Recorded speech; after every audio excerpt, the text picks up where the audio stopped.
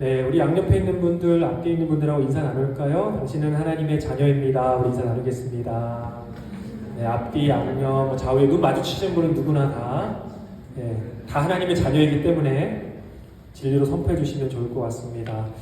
네, 이렇게 너무나도 좋은 예배당에서 예배할 수 있는 이 하나님의 은혜에 가만히 있을 수가 없겠죠?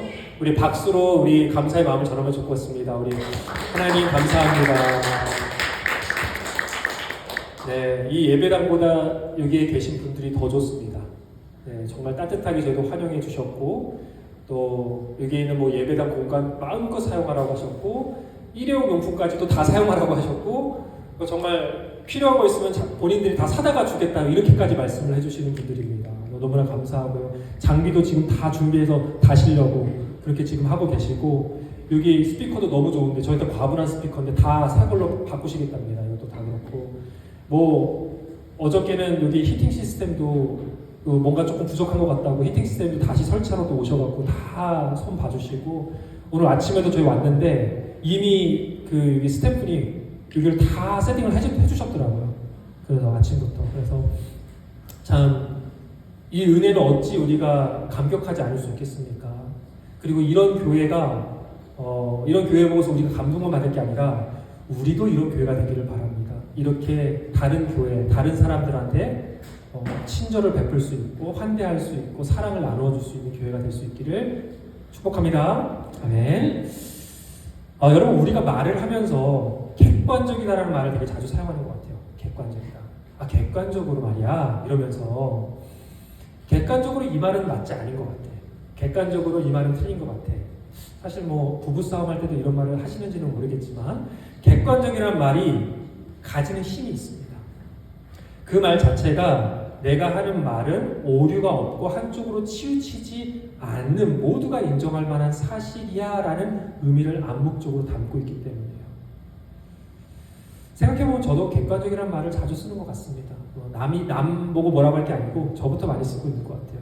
그런데 반대말인 주관적이라는 단어는 그만큼 많이 쓰는 것 같지 않아요. 왜냐하면 주관적이라는 말 자체가 약간의 지극히 나의 개인적이고, 그리고 약간의 치우친, 약간의 부정적인 의미를 담고 있기 때문이에요. 그래서 이 단어는 사실 나 자신보다 다른 사람에게 많이 하는 것 같습니다. 저 의견은 주관적인 것 같아. 저렇게 생각하면 너무 주관적이야. 그렇게들 말하는 것 같습니다. 그런데요, 곰곰이 생각해보면 실제로 사람이 객관적일 수 있을까요? 객관적일 수 없다는 게 문제입니다. 우리가 사용하는 말은요, 모두 우리의 주관적인 의견과 감정과 생각을 반영할 수밖에 없어요. 우리 안에 이미 들어와 있는 가치, 관점들로 정제가 되어서 나타나는 그 결과가 바로 우리의 생각, 우리의 말, 우리의 행동입니다. 나는 객관적이야 라고 말을 해도 이미 그 말 자체가 개인적인 경험을 기준으로 삼아서 그 중심에서 내가 객관적이라고 말을 하는 거예요. 매우 객관적일 것이라고 생각하는 여러분 뭐가 있어요? 역사. 역사는 그래도 객관적이지 않나? 왜냐하면 어떤 사실의 어떤 뭐 기록물 아니야? 이렇게 생각을 하는데 그렇지 않지요. 작성하는 사람의 사관, 그들의 생각과 의견, 시대적인 문화, 또 시대적인 필요에 따라서 역사도 다르게 쓰여진다는 겁니다. 이것은요, 객관적 사실을 전달해야 하는 현대 언론도 마찬가지예요. 여러분, 언론사 신뢰할 수 있어야겠죠, 그렇죠? 또 언론사의 최고의 가치가 뭡니까? 신뢰예요, 신뢰. 그런데 사실은 객관적이지 않을 때가 많습니다. 그 언론사가 선호하는 정치적인 입장, 주주의 입장, 이익의 논리에 따라서 기사를 전달합니다. 여러분, 우리가 객관적이라고 말하는 많은 것들이 사실은 굉장히 주관적이라는 걸 말씀드리려고 하는 거예요. 그리고 무엇보다도 사람은 객관적이지 않다라고 말씀을 드리려고 하는 겁니다. 자신의 경험, 속한 사회에 대한 어떤 가치, 종교, 신념, 그 모든 것들이 우리 안에 녹아져 있다는 것입니다. 그런데요, 이 말은 다시 바꾸어 말하면 우리 모두는 선입견을 가진 존재라는 의미이기도 합니다. 여러분, 선입견이 무슨 말이에요? 이미 들어와 있는 생각이에요. 이미 들어와 있는 관점이에요. 그래서요, 그 선입견으로 인해서 우리는 같은 사항을 바라봐도 전혀 다른 해석을 합니다. 같은 사건을 경험해도 전혀 다른 적용을 합니다. 그래서 거기에 오해가 싹트기도 하고 갈등이 일어나기도 합니다. 심지어는 180도 다르게 해석하는 경우도 있어요. 무엇을 봤는데 이 사람은 이렇게 말하고 어떤 사람은 저렇게 말하는 경우도 있다라는 겁니다. 오늘 우리가 읽은 성경의 말씀도요, 이 선입견이 우리 믿음 안에서 어떻게 작용하는지를 좀 잘 보여주고 있다라는 생각이 들었습니다. 구체적으로 오늘 말씀은요, 안타깝게도 선입견으로 인해서 자신들에게 임한 큰 하나님의 은혜를 어떻게 거부할 수 있는지를 보여주고 있어요. 어떻게 거부할 수 있는지. 함께 오늘 본문의 1절에서 3절 말씀을 다시 한번 읽어볼까요? 시작. 예수께서 거기를 떠나서 고향에 가시니 제자들도 따라갔다. 안식일이 되어서 예수께서 회당에서 가르치기 시작하셨다. 많은 사람이 듣고 놀라서 말하였다. 이 사람이 어디에서 이런 모든 것을 얻었을까? 이 사람에게 있는 지혜는 어떤 것일까? 그가 어떻게 그 손으로 이런 기적들을 일으킬까? 이 사람은 마리아의 아들 목수 아닌가? 그는 야고보와 요셉과 유다와 시몬의 형 아닌가? 또 그의 누이들은 모두 우리와 같이 여기에 살고 있지 않은가? 그러면서 그들은 예수를 달갑지 않게 여겼다. 자, 이 말씀 띄워주시고요. 이 말씀을 자세히 들여다보면요, 예수님께서 회당에서 가르치실 때 많은 사람들이 듣고 놀랐대요. 그런데 여러분, 이것은 무엇을 의미하냐면요, 은혜예요. 은혜를 얘기하는 거예요. 듣고 반응이 있었어요. 듣고 아무 반응이 없으면 아무것도 없는 거예요. 이 안에 프로세스가 아무것도 없는 거예요. 근데 듣고 놀랐대요. 여러분, 이건 감격입니다. 이건 구원에 대한 초청이에요. 여기까지는 좋아요. 그래서 잘 보세요. 2절과 3절 사이에 사람들의 생각이 어떻게 변화되고 있는지 보십시오. 이 사람이 어디에서 이런 모든 것을 얻었을까라고 사람들이 생각합니다. 즉, 놀랐고 감격했고 또 궁금한 거예요. 자, 뭐라고 해요? 이 사람에게 있는 지혜는 어떤 것일까? 그가 어떻게 그 손으로 이런 기적을 일으킬까? 궁금한 겁니다. 호기심이 생기는 거예요. 여러분, 이거는 구원에 대한 초청이에요. 말씀에 대한 궁금증, 예수님에 대한 궁금증이 막 일어나는 겁니다. 제가 우리 중국인 유학생들 전도할 때, 선교할 때 되게 비슷한 프로세스예요. 처음에 어떻게 시작되냐면 들어요. 듣는 것에 시작돼요. 안 듣는 애들이 옵니다. 우리 모임을 하면 안 듣는 애가 반드시 와요. 그리고 안 들어요. 오늘 뭐 물어보잖아요. 하나도 기억이 안 난대요. 1시간 얘기했는데. 근데 듣는 애들이 있어요. 그리고 그 다음은 뭐냐면 궁금해요. 질문을 하기 시작합니다. 막 물어봐요. 이건 뭐야? 이건 뭐야? 아주 좋은 사인이에요. 이상한 거 물어봐도 괜찮아요. 아주 좋은 사인이에요. 그 다음에 뭘까요? 스스로 찾아봐요. 그리고 뭘까요? 기도해요. 이런 프로세스가 거의 다 동일합니다. 그런데 여러분 보세요. 이 사람들이 어떤 프로세스를 갖고 있는지 지금 굉장히 좋은 사인인 거예요. 그런데 갑자기 생각이 다르게 전환됩니다. 이 사람은 마리아의 아들 목수 아닌가? 그쵸? 나오죠? 그는 야고보와 요셉과 유다와 시몬의 형이 아닌가? 그의 누이들은 모두 우리와 같이 여기에 살고 있지 않나? 그러면서 예수님께서 전하시는 말씀과 기적과 상관없는 집안을 따지기 시작합니다. 직업을 따지기 시작합니다. 예수님이 아니라 그분의 형제들을 따지기 시작하고, 그리고 예수님이 자라온 배경을 따지기 시작합니다. 이미 들어와 있는 선입견을 통해서 예수님 그 자체를 못 보고 있어요. 예수님의 말씀 그 자체를 못 듣고 있는 겁니다. 그러면서 세상에서 가장 큰 축복인 예수님을 그들은 어떻게 해요? 결국 거부해요. 거부합니다. 불편해합니다. 거북스러워합니다. 그리고 믿음에 이르지 못하게 됩니다. 당연히 구원에도 이르지 못하게 됩니다. 여러분, 우리가 이 말씀을 좀 보면서 선입견에 대한 생각을 좀 하게 돼야 돼요. 선입견. 여러분, 선입견은요, 이렇게 우리의 믿음에 매우 큰 장애물이 될 수 있습니다. 하나님을 올바르게 바라보지 못할 수 있습니다. 우리에게 임한 은혜를 거부할 수도 있습니다. 인정하지 않을 수 있습니다. 그런데 진짜 문제는 뭐냐면요, 우리 모두는 이 선입견에서 자유롭지 못하다는 거예요. 목사님, 저는 선입견이 없는데요, 저는 정말 객관적인 사람이에요. 그냥 저는 로봇 같은 사람입니다. 입력하면 결과가 나오는 사람이에요. 저는 그대로입니다.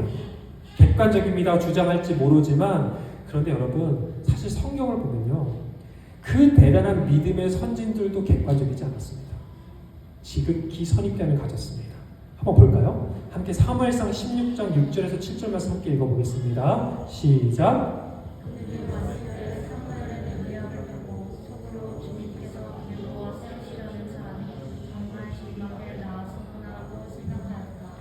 그러나 주님께서 사무엘에게 이르셨다. 너는 그의 준수한 겉모습과 큰 키만을 보아서는 안 된다. 그는 내가 세운 사람이 아니다. 나는 사람이 판단하는 것처럼 그렇게 판단하지는 않는다. 사람은 겉모습만을 따라 판단하지만 나 주는 중심을 본다. 여러분, 사무엘 엄청 대단한 사람이에요. 성경 보면은 정말 이 사람은 진짜, 야, 이게 정말 뭐랄까, 하나님이 이렇게 대단한 사람을 만들 수 있고, 이 태생부터 다르잖아요. 근데 엄청난 사람이거든요. 영적 지도자거든요.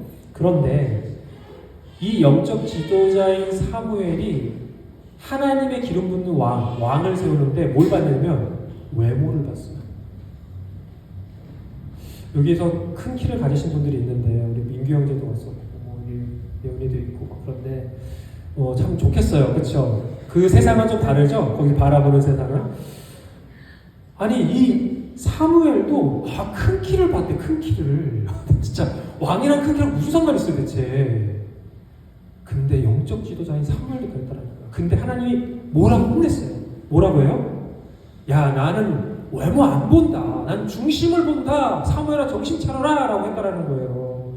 그 대단한 영적 지도자 사무엘도 뭡니까? 선입견에서 자유로울 수 없는 거예요. 왕은 자고로 키가 커야 돼. 왕은 자고로 손도 커야 되고 얼굴도 커야 되고 뭐가 다 커야 돼. 이렇게. 그래야지 왕이지 라고 한 거예요. 혹시라도 여러분 배우자를 위해서 큰 키를 위해서 기도하시는 분 깨지셔야 됩니다. 네, 그렇게 선택하시면 안 됩니다. 하나님 기름 붓는 사람은 중심을 보십니다. 중심을. 네, 넘어가고요. 아멘. 아멘 나왔습니다. 이미 결혼하셨잖아요. 자, 그래서 여러분 보십시오. 제가 사무엘만 얘기를 하면 안 될 것 같아요. 꼭 한 명 더 제가 소환을 했거든요. 신약 성경에 그 위대한 예수님의 제자 베드로도 자신이 가진 선입견에서 자유로울 수 없었어요. 그래서 심지어 하나님의 말씀과 명령을 거부합니다. 자, 사도행전 볼까요? 10장 13절에서 15절 말씀인데요. 함께 읽어볼게요. 시작. 그때 베드로야, 일어나서 잡아먹어라 하는 음성이 들려왔다. 베드로가 대답하였다. 주님, 절대로 그럴 수 없습니다. 나는 속되고 부정한 것을 한 번도 먹은 일이 없습니다. 그랬더니 두 번째 음성이 다시 들려왔다. 하나님께서 깨끗하게 하신 것을 속되다라고 말하지 마라. 여러분, 하나님께서 베드로에게 주신 것을 먹으라고 하셨어요. 그런데 안 먹겠대요. 하나님께서 주신 거거든요. 안 먹겠대요. 하나님의 말씀을 거부합니다. 저는 먹은 경험이 없어요. 제가 알기로는 이건 부정한 거예요. 속된 거예요. 그렇게 말하면서 자신의 경험으로, 자신의 생각으로, 그 선입견으로 하나님의 말씀 거부합니다. 예수님의 애제자 베드로조차도 이렇게 선입견에서 자유로울 수 없었습니다. 여러분, 대체 누가 나는 선입견이 없다라고 말할 수 있을까요? 자, 그럼 이번에는 우리 실생활에서, 우리의 믿음 생활 안에서 선입견이 부정적으로 작용하는 예들을 한번 좀 살펴볼까요? 여러분의 친절하게 여러분을 돕기 위해서 이해를. 정말 많아요. 정말 많은데 제가 대표적으로 몇 가지만 예를 들겠습니다. 여러분, MBTI 좋아하시죠? 이 얘기 나올 것 같았죠, 느낌이 왠지. MBTI 좋아하시죠? MBTI가 도움이 될 때가 있습니다. 아예 도움이 안 되는 건 아니에요. 그런데 문제는 MBTI가 사람에 대한 큰 선입견을 가질 수 있다는 게 문제입니다. 믿음의 공동체 안에서 MBTI가 때로는 사람을 매우 치우쳐서 볼 때가 있어요. 특히 부정적으로 볼 때가 꽤 많아요. 긍정적인 건 잘 안 봐요. 부정적인 걸 많이 보거든요. 그러면서 오해들도 많이 생기고 관계를 제대로 못하는 거예요. 또 사람을 가리기도 하고. 제가 하나 경험이 있어요. 뭐가 있냐면 예전에 제가 청년들하고 함께 교제하면서 또 뭐 항상 MBTI 나오지 않습니까? 그럼 사람들이 목사님 어떤 MBTI 막 물어봐요. 그럼 제가 어떻게 대답하냐면 맞춰봐요. 맞춰봐 하면 막 나와요. 근데 잘 못 맞춰요. 잘 못 맞춰. 왜냐면 저를 잘 모르니까 못 맞춰. 그럼 제가 얘기를 해줬어요. 옛날에 했는데 지금은 잘 모르겠어요. 근데 옛날에 ENTJ가 나왔어 라고 얘기했어요. 근데 어떤 청년이 갑자기 뭐라고 했냐면 그거 독재자 유형인데 그 말 하는 순간 제가 그냥 독재자가 되어버렸어요. 아니 분위기가 약간 싸하면서 아니 그 좋은 거 많잖아. ENTJ 좋은 거 막 리더십도 있고 뭐도 있고 추진력도 있고 아니 그게 다 잘라주고 그냥 독재자가 된 거예요. 그렇게 생각하면 세상에 좋은 사람이 어디 있겠어요. 제가 속상했을까요? 안 속상했을까요? 네, 속상하지 않았으면 괜찮습니다. MBTI가 뭐 사람을 규정하지 않기 때문에. 그러니까 MBTI가 사람을 이해하는 도움이 될 수는 있지만 MBTI는 사람을 규정할 수 없습니다. 사람이 다 다른데요. 어떻게? 자, 그런 일도 있었다라는 겁니다. 그래서 MBTI로 사람을 거르지 마세요. 저 사람이 나랑 어울리기가 안 맞아. 나랑 상생이 안 맞아. 이런 사람들 있잖아요. 그러지 마세요. 다 우리는 믿음 안에서 형제고 자매고 안 맞으면 당연히 안 맞지. 부부도 안 맞는데 안 맞으면 어떻게 해요? 맞춰가는 거죠. 그게 성숙인 겁니다. 자, 그뿐만 아니라 신앙생활 안에 매우 다양한 선입견이 우리 안에 다 들어와 있어요. 어떤 것들이냐면 뭐 교회에서 사역 열심히 하면 상처받는다. 그러니까 사역하지 마라. 번아웃이 온다. 그러면서 사역을 기피하는데 정당화시켜요. 또 사역은 특별한 사람들만 하는 거야. 우리 얼마 전에 인도자방 끝났는데 사역하는 사람, 그렇죠? 거기 나왔죠? 사역은 특별한 사람만 하는 게 아니다라고 나왔죠. 근데 우리 안에 그런 마음들이 있다는 거예요. 또 뭐가 있어요? 통성기도만이 제대로 된 기도다. 가슴을 울리는 속을 시원하게 하는 통성기도만 제대로 된 기도다. 또 뭐가 있어요? 설교는 무조건 웃겨야 된다. 그러니까 저는 그럼 나가야 됩니다. 설교 무조건 웃겨야 된다. 또 어떤 게 있습니까? 선교는 무조건 해외 나가야 된다. 이런 것도 우리가 아직 선입견인 거예요. 되게 많았습니다. 되게 많아요. 우리 믿음 생활에서 되게 많습니다. 또 막 개인적으로 약간 미신 같은 것도 있어요. 하나님은 나를 항상 안 되게 하셔. 이런 사람도 만나봤거든요. 항상 하나님은 나를 절대 1등은 안 되게 하셔. 항상 3등이나 4등만 하게 하셔. 이런 게 있어요. 근데 그것도 선입견. 그건 미신이에요, 미신. 머피의 법칙도 아니고. 그러니까 우리 믿음 생활 안에서도 내 안에 자리 잡고 있는 생각들이 있는 거예요. 근데 그런 것이 우리에게 임하는 은혜를 잘 못 받아들이는 경우가 있다는 겁니다. 그렇다면 우리가 이 선입견에서 자유로울 수 없는 존재라고 한다면 우리가 정말 할 수 있는 게 없는가?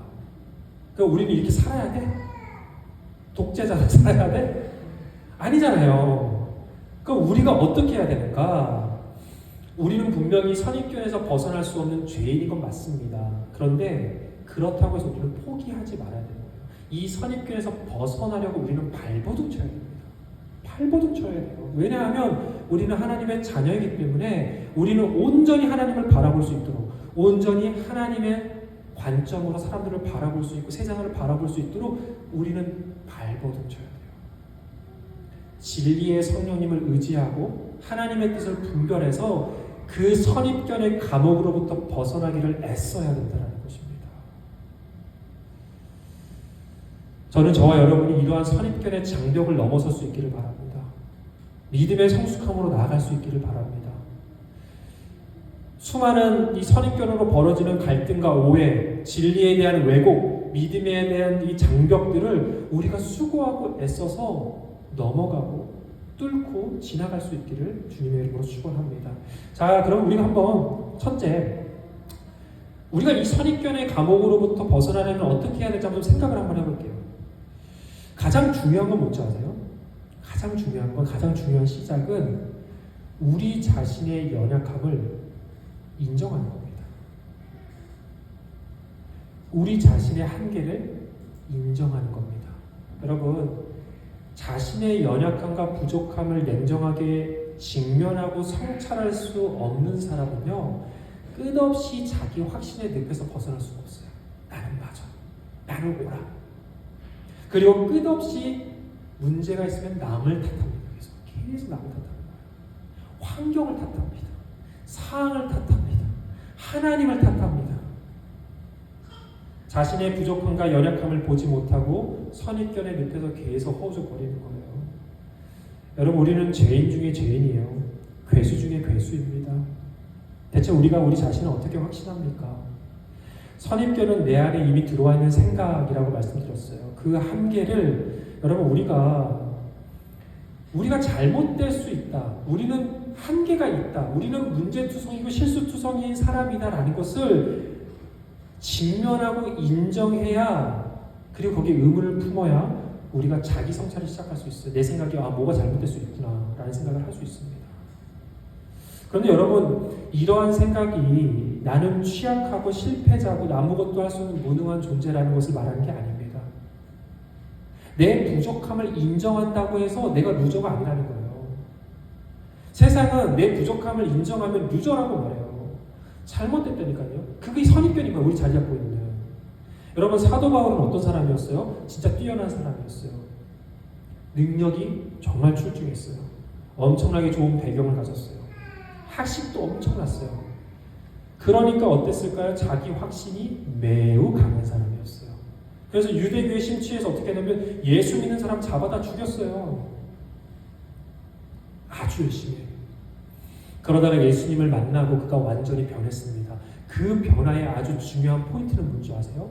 자신의 연약함과 약함을 직면했다라는 겁니다. 냉정하게 내가 못난 사람이라는 걸 인정했다라는 거예요. 그러니까 바울은 계속 내가 괴수 중에 괴수다. 내가 죄인 중에 죄인이다. 나는 정말 부족하고 연약한 사람이다 라고 얘기한 겁니다. 그러면서 오히려 사도 바울은 자신이 가진 선입견에서 벗어날 수 있는 은혜가 있었어요.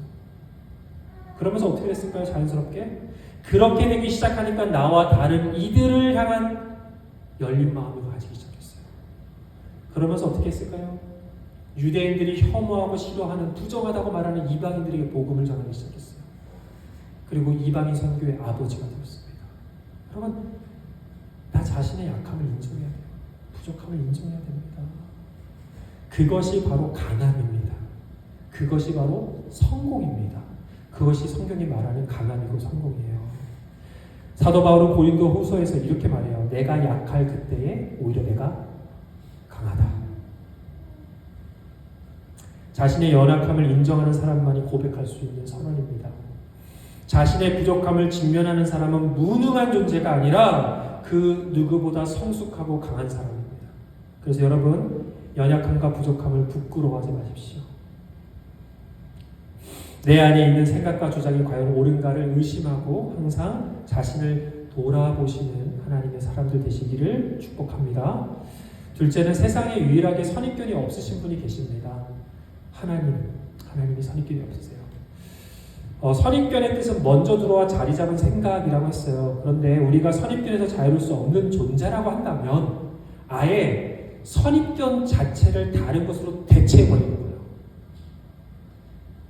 즉, 선입견이 없으신 하나님의 뜻과 그분의 생각을 우리 안에 먼저 자리 잡게 하는 거죠. 그렇죠? 쉬운 거예요. 로마서 12장 2절이 이렇게 증거하는데 함께 읽기 있습니다.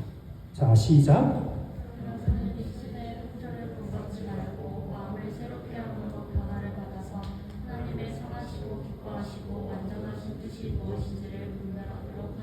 자, 보십시오. 세상의 풍조와 가르침을 받아들이지 말래요. 그리고 뭐를 받아들이래요? 하나님의 선하시고 기뻐하시고 완전한 뜻으로 나를 새롭게 하래요. 새롭게 갈아엎으래요. 네 생각 갈아엎어라. 네 안에 들어와 있는 거 갈아치워라. 그리고 어떻게 했어요? 하나님의 관점으로, 하나님의 생각으로 세상 바라봐. 너를 바라봐. 너 주변에 있는 사람을 바라봐. 그럴 때 우리가 잘못된 선입견으로부터 자유로워질 수 있다라는 겁니다. 그런데 그게 단번에 될까요? 안 될까요? 단번에 안 돼요. 단번에 안 돼요. 단번에 된다고 하면 우리가 뭐하러 노력을 해요. 그래서 우리는 훈련하고 또 연습해야 돼요. 내 안에 오랫동안 깊숙이 자리 잡은 그 선입견의 벽을 깎아내는 거 매우 힘든 과정이에요. 시간이 필요합니다. 그러면 어떻게 훈련하고 연습할까요? 별거 없어요. 꾸준하게, 부지런하게, 날마다 하나님의 말씀으로 나를 채우는 거예요. 되게 간단하지만 되게 많이 안 해요. 내가 가진 사람에 대한 선입견, 나 자신에 대한 선입견, 내 미래에 대한 선입견, 세상을 바라보는 나 왜곡된 선입견, 내 안에 온전한 믿음으로 나가는 데 있어서 장애물이 되는 그 모든 선입견들 하나님의 말씀으로 계속 채워가는 거예요. 하나님의 시선으로. 그렇기 때문에 제가 강조하는 게 큐티인 거예요. 제가 큐티를 강조하는 이유가 거기에 있습니다. 입이 아프도록 강조합니다. 우리가 큐티에 관련해서 우리가 한 5주 동안 같이 말씀을 나눴는데 그때는 굉장히 열심히 하신 것으로 제가 생각이 들어요. 요즘에도 계속 열심히 하고 계신지는 잘 모르겠습니다. 네, 제 눈을 안 마주치는 거 보니까 열심히 하시는 것 같아요. 자신 있게. 여러분 큐티는 꾸준히 해야 된대요. 꾸준히. 바로 뭔가 안 나타날 수 있어요. 그런데 계속 내 생각을 바꿔가는 거거든요. 계속. 그래서 새롭게 되는 거예요. 하나님의 생각으로. 하나님의 말씀으로 나를 날마다 채울 때 내 안에 잘못된 생각들이 이렇게 떨어져 나가기 시작합니다. 이렇게 떨어져 나가요. 그럴 때 나와 다른 이들을 우리가 품을 수 있어요. 우리 마음이 되게 강박해져요. 세상이 주는 메시지, 선입견들은 우리 마음을 되게 강박하게 좁게 만들어요.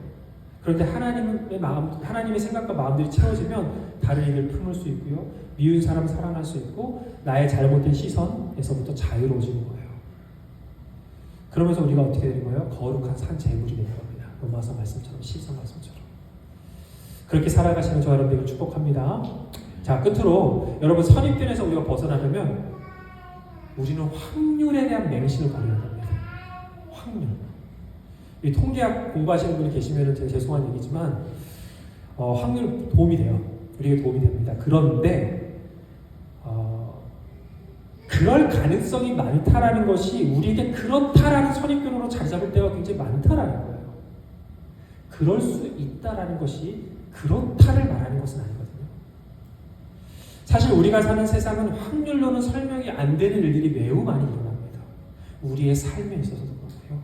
또 믿음의 영역이라는 것이 궁극적으로 어떠냐면요. 확률의 장벽을 넘어서는 일이에요. 여러분 시한부 선고를 받은 환자를 위해서 우리는 믿음으로 치유되기를 기도해요. 아무리 확률적으로는 무의미한 일일 수 있습니다. 이미 살 가능성 없어. 가능성이 없다라는 게 못 산다라고 말하는 게 아니라는 거예요. 믿음의 사람들은 그렇게 생각 안 한다라는 겁니다. 왜냐하면 우리는 확률을 의지하는 사람이 아니라 전능하신 하나님의 은혜를 의지하는 사람들이기 때문이에요. 저는 저의 인생을 살면서 확률로는 설명이 안 되는 일이 너무 많았어요. 확률로는 그냥 0.1%, 0.0001% 되는 일도 일어났습니다. 그리고 그 안에 하나님의 은혜가 임했습니다. 그래서 우리는 확률의 장벽을 넘어서 일하시는 하나님을 소망하고 기대하고 또 그것을 믿는 거예요. 여러분 오늘 본문 5절 말씀, 본문 5절 말씀 다시 한번 읽어볼까요? 자, 시작.